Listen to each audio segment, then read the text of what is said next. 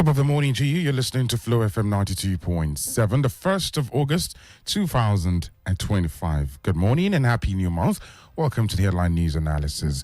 It's now time for us to debate, talk about some of the big national headlines that were brought to you at 7 o'clock, and you're free to pass comments on them. To do that, please give us a call on 0807 777 9927 0807 777 9927. Also, entertain your messages via WhatsApp as well to the same number, or you can tweet us at FlowFM 927. These are the avenues to reach and pass comment on some of these trending national headlines this morning. My name is Adedayo, Adeyemi. I'm Danielle. Shitta-Bey. Thank you for joining us in the analysis this morning. Good morning to you and happy new month. Good morning, Nicholas. Good morning. Happy new month as well. Yeah, thank you. Thank you so much. All right, the views to be expressed is not in any way the position of FlowFM 92.7 or the staff therein, but as expressed by our analyst, Nicholas Uwerunonye. And this is also to remind you that we're streaming live on YouTube and on Facebook this morning at FlowFM 927. So you can get on any of these apps and get in on the live action happening in the studio right now. All right, let's just begin the conversation this morning on this very important headline, and it's coming from the State of Harmony, the Ilorin, High Court. Yeah. It has to do with the State High Court sitting in Ilorin sentenced Abdurrahman Bello to death by hanging for the murder of Afsol Lawal, a final year student of the College of Education. Ilorin. Now, the Justice Hannah Ajayi, who delivered the judgment on Thursday, yesterday, described the act as cruel and wicked. And this is going to be one of the fastest murder case, judgments, in a long time. In a very long time. About a month, a month and a half, thereabouts. Yeah. And it's been brought to, justice. First up, how do you see and receive the news? Let me say I was sober, completely sobered up. When I read, because I took time to read the details of what the judge said, and it's quite sobering. And yes, it might appear as if justice has been served, but it has not been completely served. But, considering the fact that the judge made a lot of pronouncement that says a lot about law enforcement, investigation, the forensics of how we do things, then it shows that Nigerians need to show more outrage when things that are terrible happen, because I strongly believe that it's because of the outrage that was shown by Nigerians generally about the cold-blooded murder and butchering of Hafsa that led to that speedy trial. And you could see that both two security agencies were actively involved in the that, DSS and the police. DSS and the police. And honestly, I want to give a lot of kudos to the DSS. Honestly, I don't know how best to thank them for what they have done, because you need to look at the judge's statement. It was comprehensive, stating that what they have done was a thorough job, but it left a little bit of the job is not completely done yet, because the judge said that it is very clear that this man has been doing this for a very long time. And this is where forensics comes in. I believe that it will have a very good DNA testing, take all those samples, human samples that you have in his house, even the slippers, and you can get DNA stuff from there and match it. Probably if there has been any case of missing people around this Bello guy, if there has been any, he has worked within the precinct around that person, you can ask the parents to come and submit DNA samples of those people that are missing, so you can match them. So exactly where those people ended up. So we can have, for some people who have missed people, they can have closure one way or the other. So I mean, it's quite really, it's sad, really. And this brings me to do a bit of a correction that on what I said yesterday. Yesterday we were talking about this issue of drugs. Yes. And I did say that that it's the situation that we're having here is going to get worse because of the kind of situation we find ourselves. I made mention of a theory, in mass com theory. Yeah, I said, is it two-step flow theory? But actually what I meant to say was the mass society theory. Actually, it's under that theory that we have this situation where the society is atomized. Where because of the breakdown of the social structure, the communal structure that we used to have, where you watch out for everybody. Everybody's child is your child. So the breakdown of that system. You understand? People now go to their individual self. So it makes them very susceptible to media suggestions. And that was what happened in the case of Hafsa. How did he hook up with Bello? Facebook. That was it. He was going to see the guy. He didn't tell anybody. It was between him and that guy. So if not for the fact that the phone calls were traced, he would probably have ended up with those question marks of those people that were missing. Nobody will just, all you'll be hearing is that some lady is missing and nobody will be wiser. So we are really living in the dark. And I encourage a lot of people to go and read what Justice Hannah. Hannah. Her submission is thorough, and it should call for sober reflection on the part of every stakeholder within the justice system in Kwara and Nigeria at large.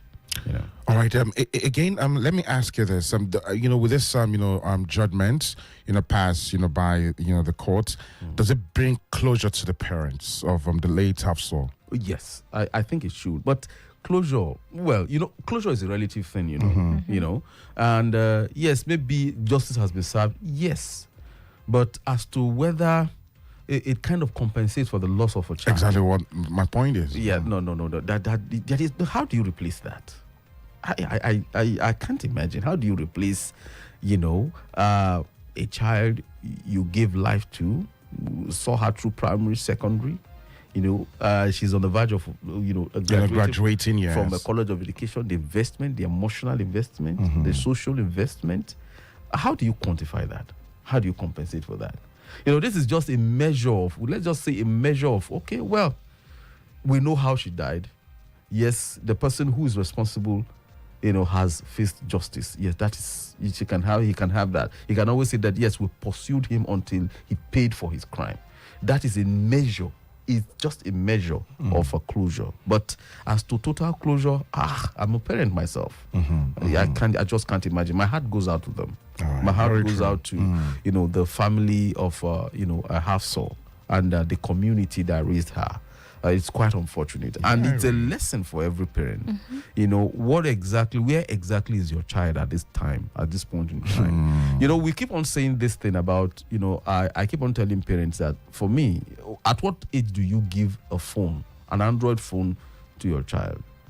You discover that, when you see some kids in primary school, jostling around, playing with their parents' phone, they have access to all manners of unfiltered, you kind of, there was a case of one lady I asked, why do you give? He said, no, so that the child will not disturb him. Disturb her, sorry. That is the level of, should I say carelessness? The level of a cavalier attitude that most parents have now because of these gadgets. You don't know what you are doing to your kids. These are some of the basic lessons we should take away from this. It's quite a sobering thing. It's very, the judgment is sobering in all ramification. But looking at how Hafsa is, she was an adult compared to what you're saying about children and phones. How does social media and you being an adult, how are you able to handle strangers on the internet and situations like this? Because Hafsa was not a child. Yeah, you see, at what point did they start using those gadgets? A child must have cognitive maturity before you hand him that kind of gadget. And what do we mean by cognitive maturity? It's that your moral fiber would have been developed sufficiently to withstand, the addiction of dopamine. That is what happens when you're looking at all these things all the time. These things are designed to make you addicted to it. You understand? So when you hand that thing over to a minor, whose full cognitive, capacity hasn't been developed well enough, you are making him, addicted to that thing at an early age. And you see, look, what I'm talking about, there are a series of theories that proves the truth of what I'm saying. I'll give you another example. And there's this thing, they call it the cultivation theory, in mass communication. It came from a a survey in the United States of America, that was conducted by the Congress of the United States. I think it was the Surgeon General Committee. They wanted to trace the connection between the mass media and violence in American society. And the study was conclusive. You understand? It was conclusive. It showed that, when people are consistently, exposed, to TV that allow, violence, they tend to see the world as violent. They tend to copy it. In fact, there had even been an earlier, submission in Japan. There's this ailment, they call it hakikomori. You understand that it was found among kids that were overtly exposed to TV. They become, withdrawn. They become inward. They become violent. They become, like hobos. They become, antisocial. So there has been consistent, studies and surveys and theories and experiments that have shown that this thing needs to be controlled, especially by parents. And for sake of crying out loud, Australia recently banned the giving of all these Android phones to minors. So there are conclusive evidence that shows that, look, this thing has to be managed. All right. Everyone will want to agree to that it has to be managed, because again, if you look at it these days, most young Nigerians are away from their parents. They're in schools, and of course, some of their parents cannot be there to monitor them. Exactly. This is a big lesson to everybody out there. So, be conscious of staying out too late. Let somebody know your whereabouts. It's very, very important. And always checking on. I used to have a friend back in the university. There was this, and I learned that a long time ago. Like, okay, this is actually a very good thing to do. The parent calls as early as 5 a.m. And this child has been trained to get up that time, take the call of the mother or the father, and then they go through the morning sessions together until, okay, talk to me about your day. What plan do you have for the day and all of these things? And then you can see the closeness. You can see that, there's so much confidence in the parent that, they can spill so many things. But again, we wouldn't blame too many people, but at least it's a piece of advice, and of course we should just learn from it. Lastly, on the on late Afsa's story, the judgments passed by Justice Hannah on Abdurrahman Bello. How do you? A lot of Nigerians want to see, and a lot of Kwanzas want to see the process of taking out that judgment. Walk us through the process of the judgment. I mean, the execution of the judgments. The execution of that judgment. They will have to wait for there is a time, a time lag. There must be a period where he's free to appeal. Oh yes, Bello has the right to appeal. Of course, he has the right to appeal to the appeal court, then up to the Supreme Court. You understand? This is the justice, the judgment of first instance. There is a time, statutory time, that you are allowed to appeal. The moment it passes that, then of course your fate is sealed. All right, so it's not going to be an instant execution of the judgment. No, right? It's not an instant execution. But I haven't seen the certified true copy, but at least from the reports I have read, I think it's that Justice Hannah really did took her time in delivering that judgment, there was even, and considering the fact that, I think it was even lenient, if you ask me. We are talking of, instances of probably the guy even coming up to make up excuses that he loved the girl and things like that. The judge was very categorical that, look, you're lying. Lying in the face of law, it shows that he's a hardened criminal. In fact, some people are even calling him, they should stop calling him a cleric. He's not an Islamic cleric, please. It's an insult to Islam when you attribute that kind of, character, to such a noble religion. You don't do that. He claims to be a cleric. He was never a cleric. It's quite sad, really. All right. 0807 777 9927 is number to call to make a comment on the news story this morning. Let's move to another news story. Okay, we have a caller. Hello, good morning. Good morning, Danielle. Good morning to you, Mr. Davids. Please go ahead with your comment. Daniel and Mr. Nicholas. Good morning. Yes. Happy New Month to every one of us. Happy New Month to you as well. You see, I want to comment on the judgment of Justice Anna Ajayi. You see, I really appreciate the woman. That shows that our judiciary is still working the way it's supposed to be.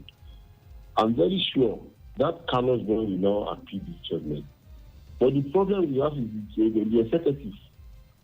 There are thousands of people who are supposed to have gone to the gallery. They are still wandering in prison. You see, it shows that our executive are our problem when it comes to the issue of capital punishment. It is still more the judiciary. On the issue of teenagers being using androids, you see, it's very, very unfortunate. In my own community in Shavia, you will see a 10-year-old boy handling androids, doing nothing with it, only to play music. So they play, most of the people that are even in this Yahoo system, they started from this android. They started from tender age. You see, the federal government should at least find a way of trying to regulate all these things so that Nigeria will be a better society for our children in future. Thank you. All right. Thank you, Mr. Davies from Shawa. Let's go pick it up. It's worth talking about. He says, the last part of his comment says, the federal government should. Is that not going to be infringement of the rights of the citizen? Definitely. But again, what has been done in Australia, how do you relate that to Nigeria if the federal government takes that up? Exactly. Yeah, well, you see, I think, what the Australia government did was that they made it before you can acquire an Android phone, you must be of certain age. That was what Australia government did. But asking parents not to, they cannot dictate how to parent for parents. You understand? So that is where that we must, certain things might appear very good, very nice, very noble, but, the moment it, crosses the line, it becomes an issue. It becomes an issue. So, as much as it's a sobering thought, as much as we understand the evil behind it, we must equally understand that telephony is a very good tool. Every good tool, fire, everything, they have their own side. Water, they have their side effect. Every good thing has its own side effect. So it's the same way with every technology. With technology the thing about, and that has to do with our imperfection. The moment technology solves one solution, it creates 2 or 3 more problems. That is just the fact of life, 0807 777 that number connects you directly to the studio this morning. Give us a call and then pass comment on this particular story or any other story. Let's move away from that real quick and let's go on to another story. And let's get into politics this morning. Well, the founding member of the People's Democratic Party and former Minister of Information, in the person of Professor Jerry Ghana, says that Peter Obi will defeat any presidential candidate from the North in 2027 if he returns to the PDP. And he also claimed that Obi enjoys massive goodwill in the northern region and would easily secure victory under the PDP platform. That's the next news story we're talking about. But before you answer that, let's take this call. Okay, lost that call. Please go ahead with your comment. The thing about talking politics is that you cannot be absolutely sure. I don't know from what parameters Jerry Ghana is making. Professor Jerry Ghana. Professor Jerry Ghana is making his claims. I don't know what parameters he's making those claims, but again, he's a founding member of, and he's a Northerner himself. Very true. He's very close to, the heartbeat of the North. So if he says that, we can give it a measure of, credibility. But again, I don't know which PDP is he talking about. Is it the same PDP that has been in crisis all this while? Is it the same PDP where you say have a wiki, that the Hurricane wiki? These are some questions. But I think that he's probably one of those few in the PDP who are looking towards reinventing the PDP, and they see an opportunity in Peter Obi coming back. That with a Peter Obi, there can be a kind of result, not winning any election through that platform. I have my doubts. I have my doubts that if he can actually use PDP to win Because I think that umbrella has been shredded, so shredded. It will take time before it is well mended to really contest strongly. Because that is my opinion. Because if you look at it at the moment, former Governor of Ekiti State, Ayodele Fayose, hasn't declared where he's going, but obviously speaking against his party and in fact endorsing the incumbent Governor Oyebanji. If you look at former Senator as well, to Dini Melaya, he's resigned officially from the PDP and he's joined the ADC as well. Exactly. So these are some of the but again, you see, that is one, and that is one way of looking at it. But you see, the Obi factor is like a phenomenon. A quite an unusual phenomenon. We are talking of a Labour Party that was nowhere, and Obi made a difference. You understand? So maybe they are looking towards that magic to reinvent the party. But as to winning, that is really a tall ambition. Are you receiving signals, coming from the Labour Party, and of course, there are recent comments that Dati Ahmed Baba is as qualified as Peter Obi to be president? Of course. So does that signal like a little crack within the Labour Party? Well, I don't see it as a crack because if you look at what Dati Ahmed said, Dati Ahmed was very clear. It's only that a lot of people chose to pick what suits whatever they want to reflect. He said that the only person that can stop him from contesting in 2027 is Peter Obi, his principal. Then he equally said the reason why he's making this claim is because he doesn't want to walk into any alliance blindly. That he feels that, because if you look at a lot of these young talks, political talks in the North, are strongly against Atiku, handing the party ticket of ADC to Atiku, and that is where the problem is. You understand? That is exactly where the problem is. Because I can tell you for free that there is a lot of, most of these people moving into ADC are trying to persuade Peter Obi to take the vice presidency, their ticket on that. There's a huge pressure on that, and how far it's going to go, nobody can say. All right, we're still on the ADC, by the way. We have the chairman of the party declaring himself as the national leader of the party. Yeah, of course. Again, how do you think they can put their house in order? Or it's sweet that there is no understanding that there. is the thing about the Nigerian politicians. They can never put their house in order. That is it goes, without. You see, the only situation where you have where there is peace, absolute peace, so maybe a semblance of peace in a party. There are two conditions. One, they are in power, and they know what it means to be in power. So everybody will play ball so that they can get food to eat.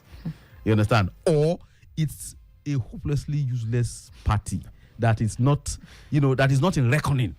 So nobody has time for that kind of thing. So, but the moment there appears to be the possibility that they can swing things, then you are going to see people like this young man coming up to say that he's just hijack the entire process and say so, and you are still going to see more of that. As 2027 appears, you are still going to see more that will come up and challenge, the authority of, the authority in the party, All right. 0807-777-9927 is number to call if you want to make a comment on any of the news stories so far. Another conversation is, we talked about it, was it yesterday? Yesterday, yes. About health workers as the nurses. Yeah. And the federal government has appealed to them, particularly the nurses, to suspend the industrial action and ensuring that all contentious issues will be resolved through dialogue. And now Professor Ali Pati said government officials will meet the leadership of the nurses today to address the grievances that triggered the strike. How do you think this is going to play out? Well, if, considering how the federal government has handled agitations in the past, we should look positively towards it. Don't forget we had a labor crisis. They managed it, the minimum wage thing. They had the ASU thing and they managed it. Of course, you had even the power people came up, the power sector people came up too, and there was a kind of talk and everybody decided to shoot that sword. So let us hope that that too can happen. But I think that they shouldn't come with a stopgap measure, please. I'm not sure the nurses are willing to listen to any stopgap measure. Wow. What they are going to listen to is something that is very concrete, something that is, concrete plan. Exactly. Yeah. But again, what becomes the face of, because we also hear in news that some, government hospitals are rejecting, patients that are in critical condition, and that's really, saddening. But again, how quick do you think this outcome will be, between government and, the striking nurses? What I know is that, normally when there is a strike, there is always some categories of staff that don't go on strike. Especially in critical areas like power, like health, and things like that. So you're going to have doctors still working. You're going to have the senior nurses still working.